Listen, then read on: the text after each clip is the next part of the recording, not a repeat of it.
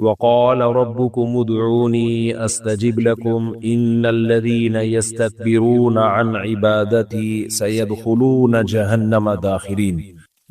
وقال النبی صلی اللہ علیہ وسلم الدعاء مخ العبادہ. قرآن مجید کی ایک آیت تلاوت کی ہے، اللہ تعالیٰ سے دعا ہے اللہ تعالیٰ صحیح طرح سے بات کہنے کی، سننے کی، سمجھنے کی اور عمل کی توفیق عطا فرمائے. آواز گونج رہی ہے، میرا خیال ہے صاف آواز آ نہیں رہی ہے، صحیح آ رہی ہے؟ بالکل ماشاءاللہ. ایک تو لوگ اس طرح بیٹھے ہوئے ایک وہاں تو ایسے دائیں بائیں میں دیکھتا کیسے رہوں گا. سامنے بیٹھے ہوتے ہیں نا تو آسان ہوتا ہے بات کرنا. میں نے جو قرآن مجید کی آیت پڑھی ہے وَقَالَ رَبُّكُمُ ادْعُونِي أَسْتَجِبْ لَكُمْ، اللہ تعالیٰ قرآن مجید میں کہتے ہیں مجھے پکارو میں تمہاری پکار کا جواب دوں گا. دنیا میں جتنے بھی مذاہب ہیں ان سب میں خدا کو پکارنے کا تصور موجود ہے. جتنی بھی دنیا میں عبادت گاہیں ہیں، جس مذہب کے بھی گڑھے ہوئے معبود ہو یا حقیقی معبود ہو، ہر مذہب میں دعا ہے. بس بیٹھ جا بھی ہے، ہر مذہب میں دعا پکار جسے کہا جاتا ہے. ہندو لوگ جو مندروں میں جاتے ہیں اپنی مرادیں پوری کروانے کے لیے، عیسائی لوگ جو چرچوں میں جاتے ہیں. آواز ہی صحیح نہیں آ رہی تو کل ڈاکٹر ذاکر نائک کا پرسوں بیان تھا نا، پورا بیان اس پر تھا کہ داعی کو ضرورت ہوتی ہے صحیح مائک کی، اس پہ پیسہ خرچ کیا کرو. تو اب آواز اتنی گونج رہی ہے، مجھے ہی میری آواز سمجھ میں نہیں آ رہی ہے. یہ خوشی کو ختم کرو میرے بھائی. تو ہندو لوگ مندروں میں جاتے ہیں. کیوں جاتے ہیں مندروں میں بھائی؟ وہ سمجھتے ہیں کہ ہم یہاں جا کے بھگوان سے مانگیں گے تو بھگوان ہماری مراد کو پورا کرے گا. عیسائی لوگ چرچ میں جاتے ہیں، بھائی یہاں ہماری مرادیں پوری ہوں گی. اچھا، جو لوگ خدا کو نہیں مانتے وہ کہیں بھی نہیں جاتے. وہ کہتے ہیں ہماری حاجتیں پوری کرنا معاذ اللہ خدا کا کام نہیں ہے، بلکہ یہ دنیا دارالاسباب ہے. آپ کی کوئی حاجت ہے تو آپ بجائے خدا سے، اللہ سے، بھگوان سے، عیسیٰ ابن مریم سے، کسی سے مانگنے کے بجائے سیدھا سیدھا آپ لاجک اختیار کریں، اسباب اختیار کریں، آپ کا کام ہو جائے گا. اس کے لیے دعا مانگنا، پکارنا، خدا کو پکارنا، اس کی بالکل بھی ضرورت نہیں ہے. مثال کے طور پر آپ کا مائک خراب ہے تو آپ اللہ سے دعا نہ مانگیں، آپ ان لوگوں سے بولے اس کو ٹھیک کر دو تو ٹھیک ہو جائے گا. وہ سمجھ رہے؟ وہ کہتے ہیں دنیا دارالاسباب ہے، نہ مندر جانے کی ضرورت، نہ مسجد جانے کی ضرورت، نہ مزار جانے کی ضرورت. کام پورا کرنا ہے تو مزار کے بجائے بازار جاؤ. آپ کو کوئی چیز خریدنی ہے بازار چلے جاؤ. کوئی بیماری ہے ڈاکٹر کے پاس جاؤ. ٹینشن ہے تو اس ٹینشن کے اسباب دیکھو. بھائی کیا سبب ہے کہ آپ کی ٹینشن دور نہیں ہو رہی؟ وہ ٹینشن دور کرنے کی کوشش کرو، پھر بھی نہیں ہو رہی تو اس کا مطلب دماغ کا کوئی کیمیکل آگے پیچھے ہو گیا ہے. تو کسی اچھے سے سائیکیٹرسٹ کو دکھاؤ. کہہ رہے دیکھو ہم جو کام کرتے ہیں تو کام کرنے سے کام ہوتا ہے، کام نہیں کرنے سے کام نہیں ہوتا.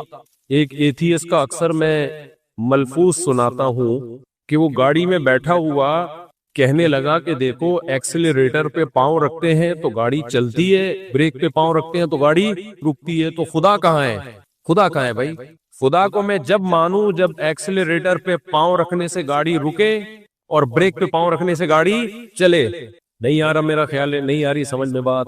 مجھے تو نہیں آ رہی کیونکہ میری آواز کانوں میں اتنی گونج رہی ہے کہ مجھے خود سمجھ میں نہیں آ رہی کہ میں کیا کہہ رہا ہوں. تو یہ وہ طبقہ ہے جن کی نظر میں معاذ اللہ نقل کفر دعا سے زیادہ لغو عبادت کوئی ہے نہیں. وہ کہتے ہیں دعا بالکل بیکار چیز ہے، کیونکہ کام کرنے سے ہوتا ہے، نہیں کرنے سے نہیں ہوتا. دعاؤں میں کچھ بھی نہیں رکھا. تو ہم یہ کہہ سکتے ہیں کہ دنیا میں 3 طبقے ہیں. ایک طبقہ وہ ہے جو کہتا ہے سرے سے ہمیں کسی کام کے لیے دعا کرنے کی چندہ ضرورت نہیں ہے، ہمیں چاہیے کہ ہم اسباب اختیار کریں، کام ہو جائے ٹھیک ہے، نہیں ہو جائے تو یا تو خودکشی کر لیں یا صبر کر لیں، جو مرضی کرنا ہے. دوسرا طبقہ یہ ہے جو کہتا ہے بھائی ہمیں دعا کی ضرورت ہے لیکن کس سے دعا مانگیں وہ ہمیں اس بارے میں گائیڈ نہیں کرتے. کوئی کہتا ہے مزاروں پہ جا کے مزار والوں سے مانگو، کوئی کہتا ہے مندروں میں جا کے بتوں سے مانگو، کوئی کہتا ہے عیسیٰ اللہ کے بیٹے معاذ اللہ نقل کفر نباشت عیسیٰ ابن مریم سے مانگو. کوئی کیا کہتا ہے، کوئی کہتا ہے تعویذ گنڈے باندھو تو سارے کام ہو جائیں گے، حالانکہ جس نے جو تعویذ گنڈے دے رہا ہے اس کے اپنے سارے کام نہیں ہو رہے، تبھی تو وہ تعویذ گنڈوں کا بزنس کر رہا ہے۔ اگر اس کے کام ہو رہے ہوتے تو تعویذ گنڈوں کا کام کر رہا ہوتا، وہ بولتے کیوں نہیں بھائی؟ اگر اس کے کام ہو رہے ہوتے تو وہ یہ والا کام کر رہا ہوتا۔ اس کی مثال ایسے ہے، یوٹیوب پہ آپ کو پیسہ کمانے کے طریقے بتا رہے ہوتے ہیں، وہ اس لیے بتا رہا ہوتا ہے کہ اس کے پاس پیسہ کمانے کا کوئی طریقہ، آپ لوگ جملہ کمپلیٹ کر لیا کرو میرے بھائی، وہ یوٹیوب پہ آپ کو پیسے کمانے کا طریقہ کیوں بتا رہے ہیں؟ اس کے پاس خود پیسہ کمانے کا طریقہ نہیں ہے، ورنہ وہ کمانے کا طریقہ اختیار کر رہا ہوتا نا، کمانے کے طریقے تھوڑی بتا رہا ہوتا آپ کو۔ کچھ صحیح بھی ہوتے ہیں اس میں، تو اس لیے جس کا اپنا کوئی کام نہ بن رہا ہو وہ روحانی علاج کرنا شروع کر دیتا ہے، کیونکہ اس کے اپنے کوئی کام ہو نہیں رہا ہوتا، تو اس نے کہا چلو لوگوں کے کام بنانا شروع کر دو، تو یہی ایک کام ہے ہمارا، یہی جاب ہے ہماری۔ تو دنیا میں 3 طبقے ہیں، ایک طبقہ جو کہتا ہے دعاؤں میں کچھ نہیں رکھا، سب کچھ کس سے ہوتا ہے؟ اسباب سے۔ دوسرا طبقہ وہ یہ کہتا ہے دعاؤں سے سب کچھ ہوتا ہے، لیکن دعا کس سے مانگی جائے، کب مانگی جائے، کیا مانگا جائے، ان کے پاس اس بارے میں گائیڈنس نہیں ہے۔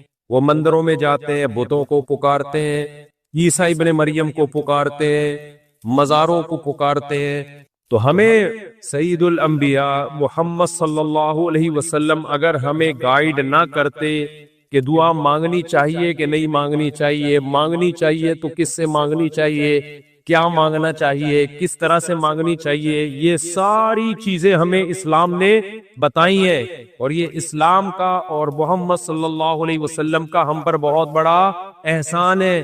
یہ گائیڈنس ہمارے علاوہ دنیا میں کسی قوم کے پاس نہیں ہے۔ پہلی بات تو یہ دعا ضروری کیوں ہے؟ یہ جو لوگ کہتے ہیں نا دعا کی ضرورت نہیں ہے، یہ کہتے ہیں دنیا سب کچھ اسباب سے چلتی ہے، یہ نظریہ ہی غلط ہے۔ اگر دنیا اسباب سے چل رہی ہوتی تو سوال پیدا ہوتا ہے میرے بھائی، جب کائنات نہیں تھی، دنیا نہیں تھی، تو کون سا سبب تھا جس سے دنیا وجود میں آ گئی؟ دنیا کی تو ابتدا ہی بغیر کسی لاجک اور بغیر کسی سبب کے ہوئی ہے، اس کے تو خمیر میں یہ چیز شامل ہے۔ سمجھ میں آ رہی ہے بات؟ بھائی اگر ہر کچھ سب کچھ سبب سے ہی ہو رہا ہے تو پہلا ذرہ پیدا کیسے ہوا؟ وہ کلمہ کن کی طاقت سے ہوا کہ نہیں ہوا؟ تو یہ کلمہ کن کی طاقت کس کے پاس ہے؟ اللہ کے پاس۔ اس سے پتہ چلتا ہے میرے بھائی دنیا اسباب سے جڑی ہوئی ہے، مگر جوڑنے والا کون ہے؟ اللہ۔ تو اللہ مسبب الاسباب ہے، جب اسباب سے کام نہیں چلے گا تو کلمہ کن کی طاقت والے سے کانٹیکٹ کیا جائے گا۔ سمجھتے ہو کہ نہیں سمجھتے؟ دیکھو کوئی کام آپ سے نہ ہو رہا ہو تو آپ کہتے ہیں بھائی یہ میرے دائرہ کار میں ہی نہیں آتا، تو آپ اوپر رابطہ کرتے ہو نا، یہ جس کے دائرہ کار میں آتا ہے ان سے رابطہ کیا جائے۔ رشتے کی مثال لے لیتے ہیں، لوگ مجھے فون کر کے کہتے ہیں میں فلاں جگہ شادی کرنا چاہتا ہوں، وہ مان نہیں رہے، تو میں جواب میں کہتا ہوں میں لڑکی کا ابا نہیں ہوں، یہ رشتہ میرے دائرہ کار میں نہیں آتا، تو مجھے کیوں فون کر کے کہہ رہے ہیں کہ فلاں جگہ میری شادی کرا دو؟ یہ کنٹرول کس کے پاس ہے بھائی؟ جہاں تو کرنا چاہتا ہے اس کے ابا کے پاس ہے۔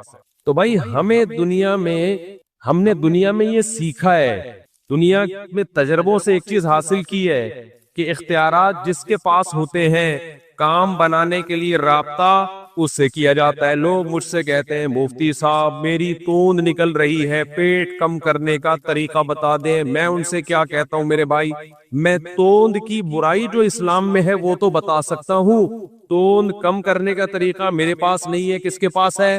ڈاکٹروں کے پاس ہے۔ یہ اختیارات میرے پاس نہیں ہے۔ تو ہر شخص اپنے دائرہ اختیار میں رہ کے بات کرتا ہے کہ نہیں کرتا؟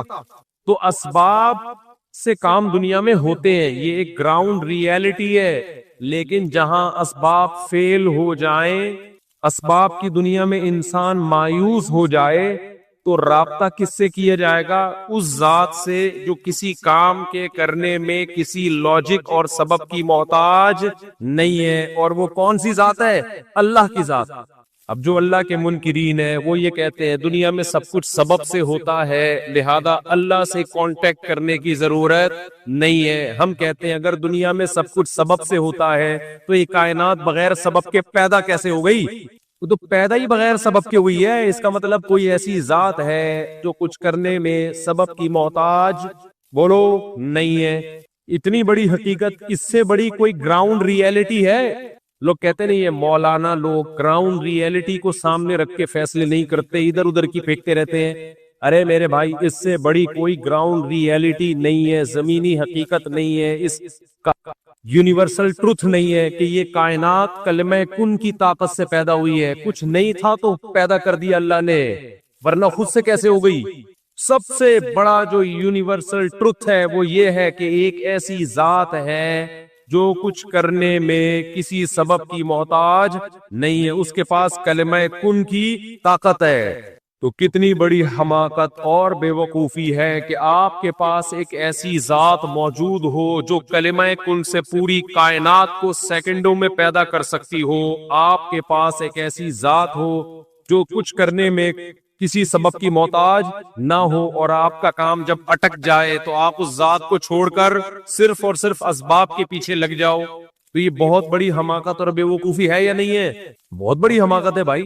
آپ کے پاس ایک ایسی ذات موجود ہے جو کچھ کرنے میں کسی سبب کی محتاج نہیں ہے۔ دوسری بات، دعا کی ضرورت ہمیں اس لیے بھی ہے کہ انسان جب اسباب سے مایوس ہو جاتا ہے، تو مجھے ایک بات بتاؤ، مایوسی سے ڈپریشن ختم ہوتی ہے یا بڑھتی ہے؟ بولتے کیوں نہیں؟ مایوسی سے ڈپریشن ختم نہیں ہوتی بلکہ بڑھتی ہے۔ تو اس کا مطلب ہر وہ کام، اچھا، اور ڈپریشن اچھی چیز ہے یا بری چیز ہے؟ دنیا میں کوئی ایسا ڈاکٹر آپ نے دیکھا جو کہے کہ بھائی میں آپ کو ایک ایسی ٹیبلٹ دوں گا جس سے آپ کی ڈپریشن بڑھے گی اور آپ صحت مند ہو جائیں گے؟ کوئی دیکھا آپ نے ایسا ڈاکٹر؟ اگر ایسا ڈاکٹر ہے تو اس کو خود علاج کی ضرورت ہے۔ آپ کہیں گے بھائی پہلے آپ 2 گولیاں آپ کھائیں آپ، تاکہ آپ کی اوپر کی سیٹنگ سیٹ ہو۔ تو دنیا میں ایک اصول ہے کہ ڈپریشن اچھی چیز نہیں ہے، تو ظاہر ہے جو چیز ڈپریشن کو ختم کرنے والی ہوگی وہ بھی اچھی ہوگی۔ کیا خیال ہے بھائی؟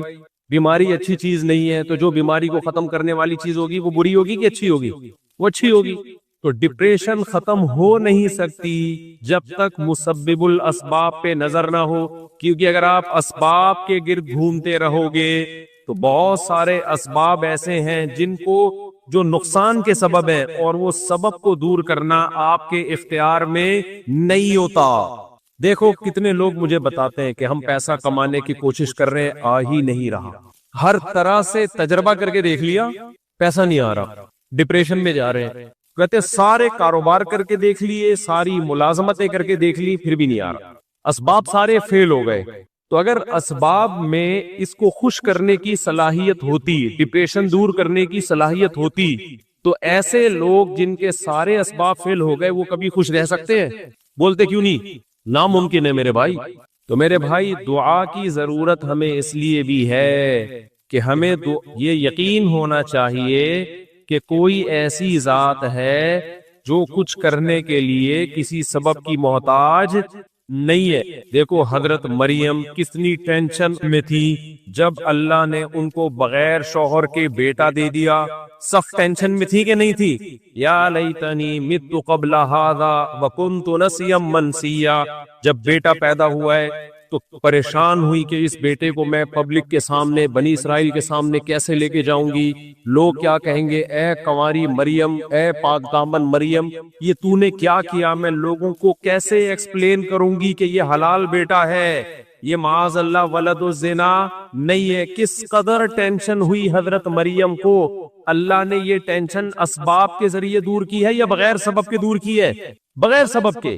اللہ نے حضرت عیسیٰ علیہ السلام کو ماں کی گود میں زبان دی، جب وہ بچے کو لے کر گئی ہے تو دودھ پیتا بچہ بنی اسرائیل کو کہہ رہا ہے کہ میری ماں بدکار نہیں ہے، انی عبد اللہ، میں اللہ کا بندہ ہوں، آتانی الکتاب، عام انسانوں کی طرح نہیں بلکہ مجھے انجیل ملے گی، آتانی الکتاب وجعلنی نبیا، اور میں پیغمبر بنوں گا۔ اللہ نے مجھے کیا بنایا ہے؟ پیغمبر بنایا ہے۔ وجعلنی مبارکن، اللہ نے مجھے برکت والا بنایا، اینما کنتو، میں دنیا میں جہاں بھی جاؤں گا، واوصانی بالصلاۃ والزکاۃ، وہ میرے ذریعے سے نماز اور زکوٰۃ کو زندہ کرے گا۔ یہ سارے اچھے اچھے کام میرے ذمے ہیں۔ کوئی ایسا بچہ جو بغیر باپ کے پیدا ہو اور معاذ اللہ اس کے نسب میں خرابی ہو، وہ پیدا ہوتے ہی ایسی پرزور تقریر اور اللہ کی ایسی کبریائی کبھی بھی بیان نہیں کر سکتا۔ جب حضرت عیسیٰ نے ماں کی گود میں یہ گواہی دی تو حضرت سیدہ مریم کی ڈپریشن بڑھی یا ختم ہو گئی؟ ختم ہو گئی ان کی ڈپریشن۔ تو اس سے ہمیں پتا چلتا ہے میرے بھائی کہ جو لوگ اسباب ہی کو سب کچھ سمجھتے ہیں تو دنیا میں بہت سے مقام پہ آ کے اسباب فیل ہو جاتے ہیں، تو وہ کبھی بھی دنیا میں خوش نہیں رہ سکتے۔ خوش رہنے کا ایک ہی طریقہ ہے آپ کے پاس کہ آپ کی نظر ایک ایسی ذات پر ہو جس کے بارے میں آپ کو یقین ہو کہ وہ میرے کام بنانے کے لیے، میری بگڑی بنانے کے لیے کسی لاجک اور سبب کی محتاج نہیں ہے۔ اس کے بغیر پریکٹیکلی خوش رہنا از امپاسبل۔ ایسی انگلش آج کل میں بول رہا ہوں، اس کے بغیر خوش رہنا از امپاسبل۔ سبجیکٹ اردو میں، ورب اور آبجیکٹ انگلش میں۔ اٹ از کالڈ گلابی اردو، گلابی انگلش۔ سمجھتے ہو کہ نہیں سمجھتے؟ تو یہ جو آج کل پریشانیاں ہماری سوسائٹی میں بڑھ رہی ہے نا، ان پریشانیوں کی وجہ یہ نہیں ہے کہ انسان خوشحال نہیں ہے۔ آج انسان خوشحالی کی جس سطح اور اسٹیج پر ہے، ماضی میں ایسا خوشحال کبھی بھی نہیں تھا، کبھی بھی نہیں رہا ایسا خوشحال انسان۔ پہلے زمانے کے لوگ گرمی میں گرمی لگتی تھی ان کو، سردیوں میں کیا لگتی تھی سردی لگتی۔ آج کل گرمیوں میں گرمی بولو نہیں لگتی، سردیوں میں سردی منہ سے بول لو نا میرے بھائی، نہیں لگ رہی۔ سردیوں میں ہیٹر کا انتظام، گرمیوں میں اے سی کا انتظام، سردیوں میں گرم پانی، گرمیوں میں ٹھنڈا پانی، سب کچھ بٹن پہ سیٹ ہو گیا ہے۔ اتنی توفیق نہیں ہوتی کہ اے سی چلانا ہے تو اٹھ کے چلا جائے، یہیں سے ریموٹ کنٹرول سے ایئر کنڈیشن چلایا جا رہا ہے، کنٹرول بھی کیا جا رہا ہے اس کو۔ ٹینشن فری زندگی آج کے انسان کی، اس کے باوجود فل آف ٹینشن، کیونکہ نظر کس پر ہے؟ مادی چیزوں پہ، اسباب پہ۔ میں جب باہر ملکوں میں سفر کرتا ہوں نا، وہاں لوگوں میں ٹینشنیں دیکھتا ہوں تو میں کہتا ہوں اللہ نے اسلام کی حقانیت کو دکھانے کے لیے ان ملکوں کو ترقی دی ہے، کہ اگر ان میں ترقی نہ ہوتی نا پھر خودکشیاں کرتے۔ تو لوگ کہتے ہیں اصل میں غربت مہنگائی ہے اس لیے کر رہے ہیں۔ اللہ نے کہا ان ملکوں میں نہ غربت ہوگی نہ مہنگائی، پھر بھی ان کی زندگی ناکام کر کے دکھاؤں گا میں تمہیں، پھر بھی ناکام۔ سب کچھ ہو کے بھی کیا ہے؟ کچھ بھی نہیں ہے، زندگی سے خوشیاں چھین لی اللہ نے۔ تو ہمیں دعا کی ضرورت دو وجہ سے ہے، ایک تو ہمارا یہ ایمان ہے ایک ایسی ذات ہے جو اسباب کی محتاج نہیں ہے۔ دعا وہیں مانگی جاتی ہے جہاں اسباب فیل ہو جاتے ہیں، اور ایسے ہی مانگنے کو دعا کہا جاتا ہے، اور یہ اللہ کے علاوہ کسی سے جائز نہیں۔ ایک تو اس لیے کہ ایک ایسی ذات موجود ہے، جب موجود ہے تو کیوں نہیں مانگ رہا بھائی؟ نہ مانگنا اس کی علامت ہے تو اللہ کی طاقت اور قدرت کا قائل نہیں ہے۔ اسی لیے اللہ نے فرمایا ان الذین یستکبرون عن عبادتی سیدخلون جہنم داخرین، جو لوگ مجھ سے دعائیں نہیں مانگتے وہ جہنم میں داخل ہوں گے۔ میں جب یہ آیت پڑھتا تھا تو حیران ہوتا تھا، اے اللہ دعا مانگنا اتنا ضروری ہے جو نہیں مانگے گا جہنم میں جائے گا؟ اس آیت کا مطلب سمجھ میں آیا، دعا نہ مانگنا اس کی علامت ہے کہ آپ اپنے آپ کو اللہ کا محتاج نہیں سمجھتے۔ جب آپ کو پتہ ہے کہ ایک بہت پاورفل ذات موجود ہے جو آپ کے سارے کام کر سکتی ہے، پھر بھی آپ اس سے ریکویسٹ نہیں کر رہے، اس کا مطلب آپ اس کو مانتے ہی نہیں ہو۔ تو یہ نہ ماننا تکبر ہے جو صرف اللہ کی چادر ہے۔ اللہ کو انسان میں عاجزی پسند ہے۔ بھائی زبان سے تم کہہ رہے ہو لا الہ الا اللہ، اللہ کے سوا کوئی معبود نہیں، لیکن تمہارے عمل سے لگتا نہیں ہے کہ تم اللہ کو معبود مانتے ہو، اللہ کو یہ مانتے ہو کہ وہ میری بگڑی بنا سکتا ہے۔ اس لیے دعا نہ مانگنے کو بہت بڑا جرم قرار دیا گیا ہے۔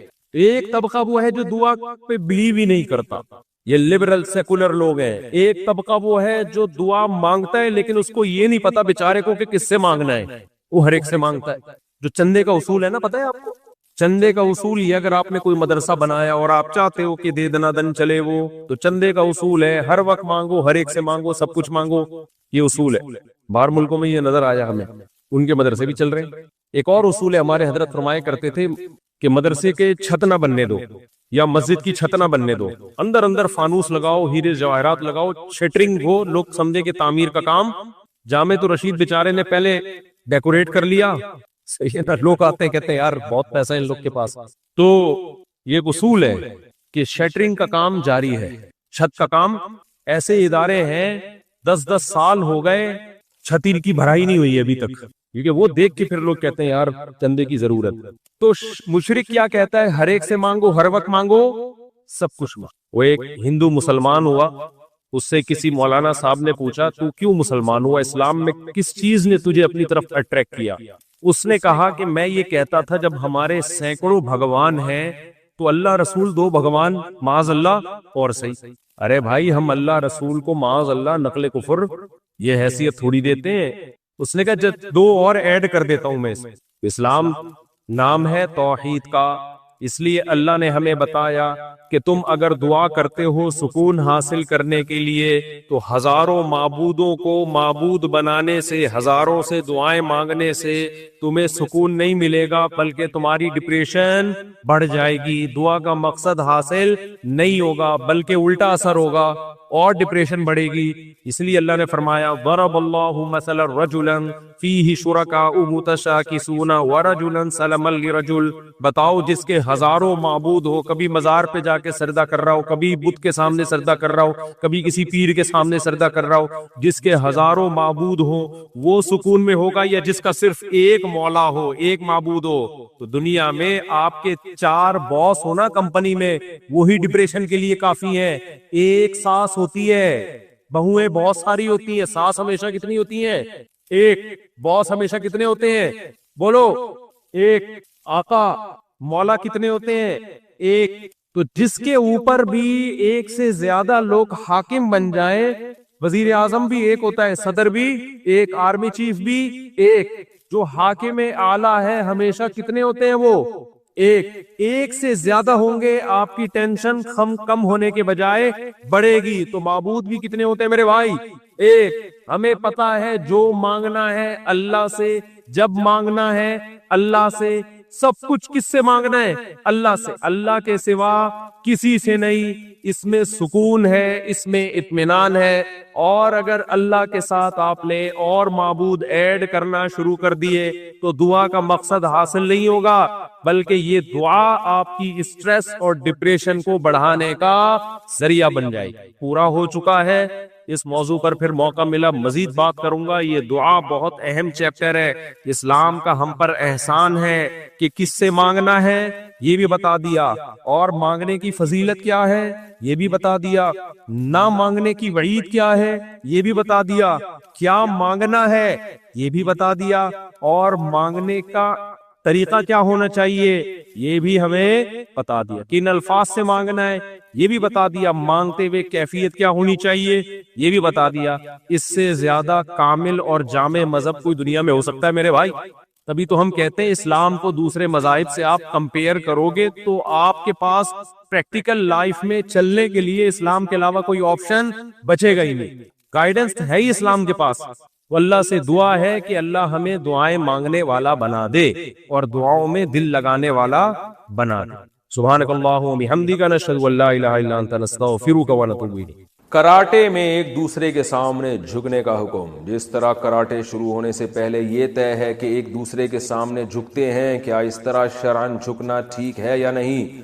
اسامہ وحید سیالکوٹ سے. ٹھیک نہیں ہے. آپ اگر کسی کراٹے سینٹر میں ایڈمیشن لیتے ہیں تو آپ وہاں کی مینجمنٹ کو بتائیں، ریکویسٹ کریں کہ بھائی ہم جو ہے کیا نام ہے، ہمارے مذہب میں یہ جائز نہیں ہے، آپ پلیز ہمیں پرمیشن دیں، ہم نہیں جھکیں گے. ٹھیک ہے نا؟ کوئی اور خدمت ہم سے لے لیں، جھاڑو لگوا لیں آپ کراٹے سینٹر کی ہم سے، ٹھیک ہے نا، برتن دھلوا لیں، کچھ بھی کر لیں گے. ہمارے مذہب میں اللہ کے علاوہ کسی اور کے سامنے جھکنا جائز نہیں. جمعہ مبارک کہنا کیسا ہے؟ کیا جمعہ مبارک کہنا بدعت ہے؟ اسامہ وحید سیالکوٹ سے. یہ بدعت ہی لگتی ہے ہمیں. بدعت تو اس لیے نہیں کہیں گے کہ یہ کوئی سنت سمجھ کے تو کہہ نہیں رہے ہوتے، لیکن ایک ایسی فضول سی رسم شروع ہو گئی ہے جس کا نہ کوئی اسلاف سے ثبوت ملتا ہے. تو سیدھے طریقے سے جیسے اب تک چلتے آئے ایسے ہی چلتے رہیں، یہ نہ کہا کریں. جمعہ کے دن کی قبولیت کی گھڑی. جمعہ میں ایک ایسی گھڑی ہوتی ہے کہ اس وقت جو دعا مانگی جائے وہ قبول ہوتی ہے. وہ کون سی گھڑی ہوتی ہے؟ اس کے بارے میں رہنمائی فرمائیں محمد نسیم یو پی سے. علماء کے مختلف اقوال ہیں اس کے بارے میں کہ وہ کون سی گھڑی ہے. بعض علماء نے کہا 2 خطبوں کے درمیان کا 2 وقت ہے، اس میں دل میں دعا مانگی جائے. تو راجح قول جو ہماری نظر میں ہے وہ عصر کے بعد کا وقت ہے، لیکن بہرحال اس میں علماء کے اقوال ہیں، تو عصر کے بعد کر لیں تو بہت اچھی بات ہے. رسول اللہ صلی اللہ علیہ وسلم کیا سلام کا جواب دیتے ہیں؟ آپ نے ایک بیان میں فرمایا تھا کہ ہم جب سلام کرتے ہیں تو رسول اللہ صلی اللہ علیہ وسلم سنتے ہیں. اگر ہم پاکستان سے سلام بھیجیں تو کیا آپ صلی اللہ علیہ وسلم اسے سنیں گے اور جواب دیں گے یا نہیں؟ سلیم خان KPK سے. دیکھیں صحیح حدیث ہے کہ آپ صلی اللہ علیہ وسلم نے فرمایا جو دور سے مجھ پہ سلام پڑھتا ہے تو فرشتے اس کا سلام مجھ تک پہنچاتے ہیں. اور یہ سب ظاہر ہے برزخ کی چیزیں ہیں, اس کو ہم اس دنیا میں پر قیاس نہیں کر سکتے. آپ کہہ سکتے ہیں کروڑوں لوگ سلام پہنچا رہے ہیں, تو بھائی وہاں وقت کی جو یونٹ ہے نا وہ یہ نہیں ہے جو یہاں پر ہے. تو آپ صلی اللہ علیہ وسلم سلام کا جواب دیتے ہیں. جب آپ کی قبر پہ کھڑے ہو کر سلام پڑھا جائے تو وہیں سنتے ہیں, وہیں جواب دیتے ہیں, اور جب دور سے سلام پڑھا جائے تو فرشتے پہنچاتے ہیں اور آپ صلی اللہ علیہ وسلم اس کا جواب دیتے ہیں. قبر میں رسول اللہ صلی اللہ علیہ وسلم کی حیات.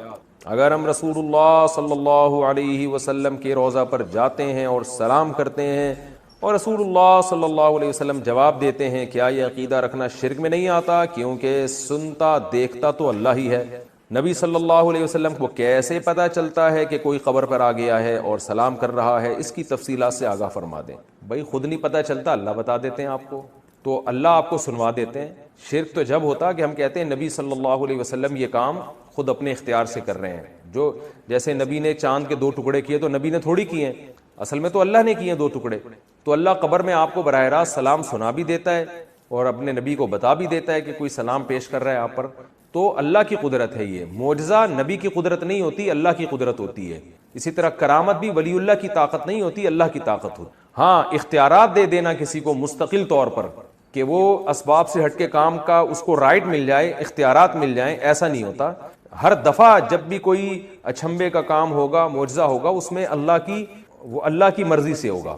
اللہ تعالیٰ کسی کو اختیارات نہیں دے دیتے کہ اب آپ جیسے حضرت عیسیٰ علیہ السلام جب مردوں کو زندہ کرتے تھے تو مردوں کو زندہ کرنے کی اتھارٹی نہیں دے دی تھی اللہ نے, بلکہ جب بھی حضرت عیسیٰ علیہ السلام قم باذن اللہ کہتے نا کہ مردے کو کہتے کھڑا ہو جا, تو وہ اللہ کے ارادے سے اس وقت کھڑا ہو جاتا تھا.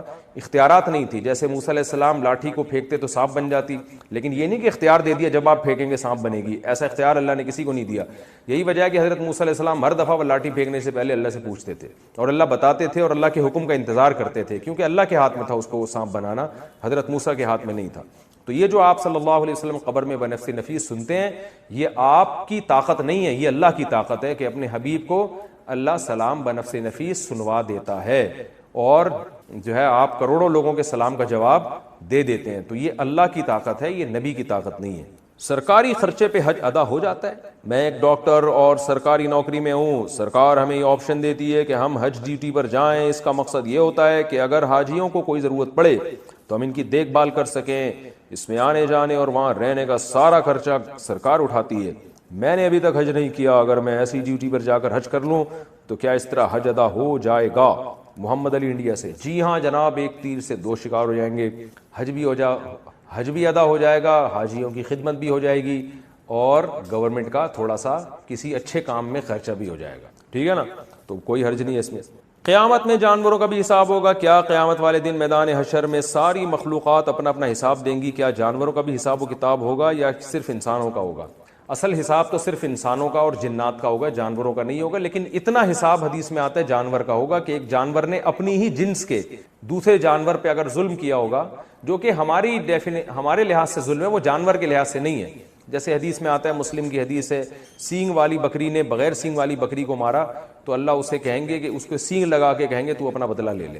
تو علماء کہتے ہیں یہ صرف اللہ تعالیٰ یہ بتانے کے لیے کہ آج جب ان چیزوں سے حساب لیا جا رہا ہے تو انسان کس کھیت کی مولی ہے.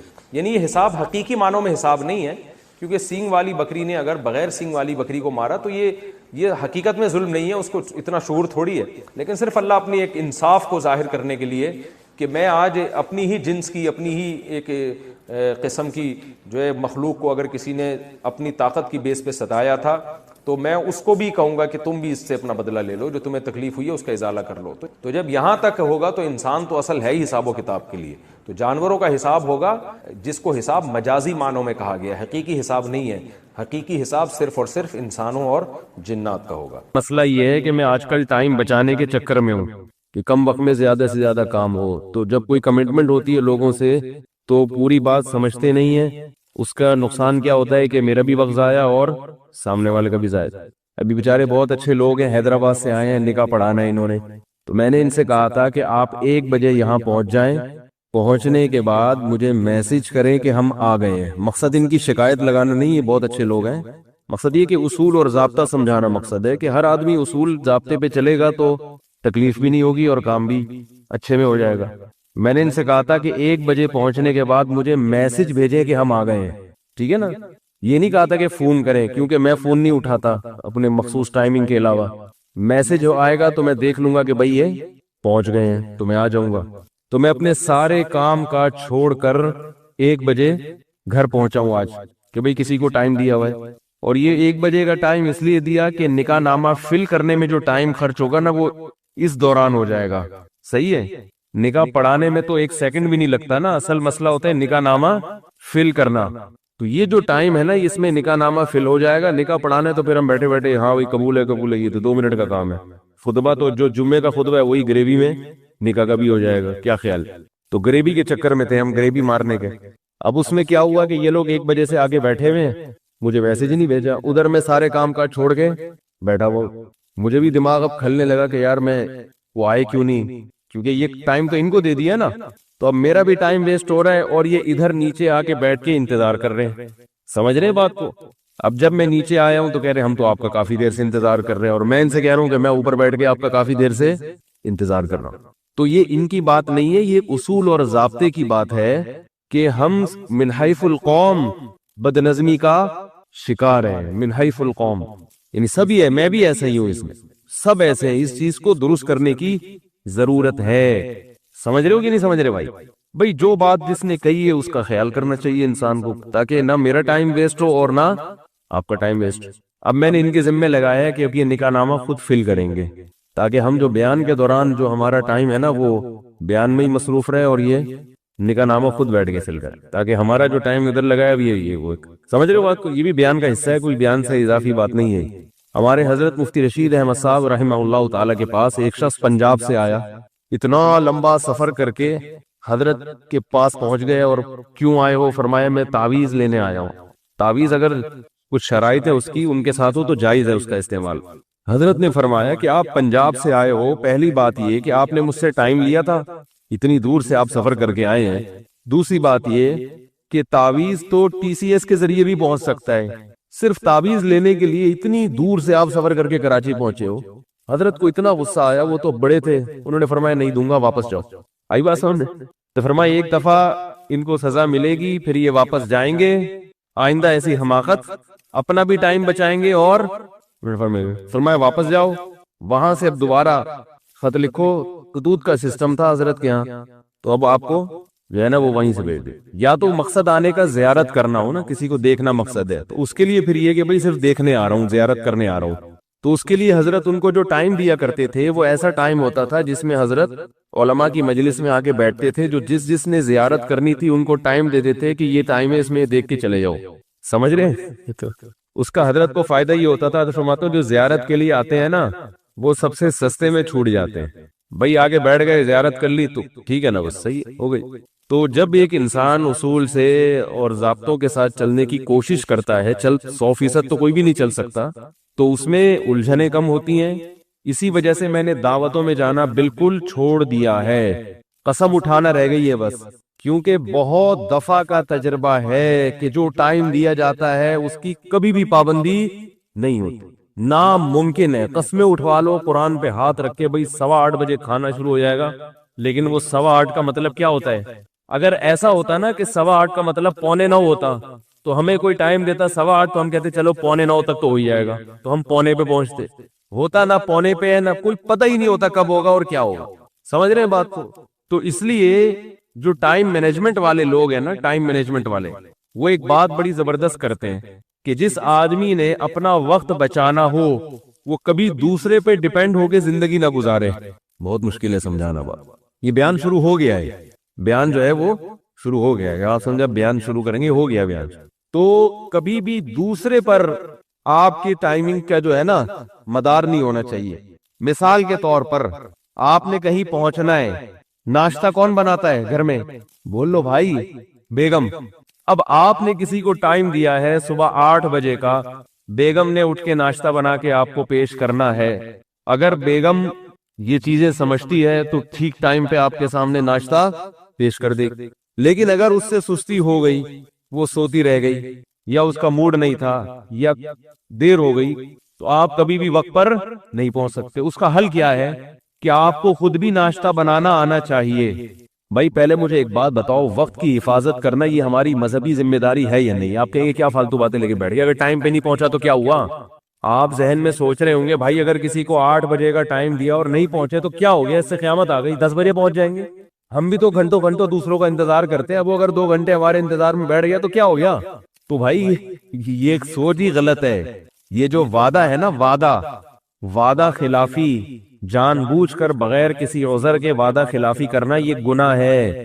کوئی عذر ہو تو ایک الگ بات ہے، لیکن بلا عذر وعدہ خلافی کرنا یہ گناہ ہے. اور عذر کسے کہتے ہیں؟ قدرتی حادثہ ہو جائے کوئی، اسے عذر کہتے ہیں. جو چیزیں روز مرہ کے معمول میں شامل ہیں وہ عذر میں داخل نہیں ہے. آپ کہیں کہ بیگم نے ناشتہ ہی دیر سے بنا کے دیا تھا، یہ تو سب کی بیگمیں ایسا کرتی. وہ کوئی آرمی میں تھوڑی ہے آپ کی بیگم کہ اسے جو ہے نا وہ کورس تھوڑی کیے ہوئے ISSB کے کہ اس کو پورا ٹائم کا پابند بنایا گیا. وہ تو ظاہر ہے اس گھروں میں تو یہ چلتا ہی ہے سب کچھ. اب بعض لوگ بیگم پہ برس رہے ہیں، میرا 8 بجے کا ٹائم تھا اور ناشتہ مجھے 8:02 پہ مل رہا ہے، اس پہ غصے ہو رہے ہیں. تو اس سے تو گھر کا ماحول خراب ہوگا. ایسا سیدھا دنیا میں کوئی بھی نہیں، آپ نہیں کر سکتے کسی کو. اس کا طریقہ کیا ہے کہ آپ کو ناشتہ بنانا، بولو نا بھائی اور رات کو آپ نے کسی کو ٹائم دیا ہے کہ صبح 8 بجے میں پہنچوں گا، تو اس کا مطلب یہ ہے کہ ناشتے کی فکر آپ کو رات میں کرنی ہے کہ اگر بیگم نے ٹائم پہ نہیں دیا تو پھر میرے پاس اس کا آلٹرنیٹ، اس کا متبادل کیا ہے. تو یہ فکر کب سے کرنی ہے؟ پہلے سے. سمجھ رہے ہو کہ نہیں سمجھ رہے؟ دیکھو دنیا کی بعض قومیں ایسی ہیں، آج ہم ان کی بہت تعریفیں کرتے ہیں کہ یار اتنی شاندار قومیں، اتنی زبردست قومیں، ہم ان کی تعریفیں کرتے ہیں، یار ان میں بڑی خصوصیات ہیں. لیکن اگر وہی خصوصیات ہم میں سے کسی فرد میں ہو تو اس کی برائی کرنا شروع کر دیتے ہیں کہ یہ بندہ ہی ٹھیک نہیں ہے. جاپانی جو ہے، جیپنیز، ان کی بہت بڑی خصوصیت کیا ہے؟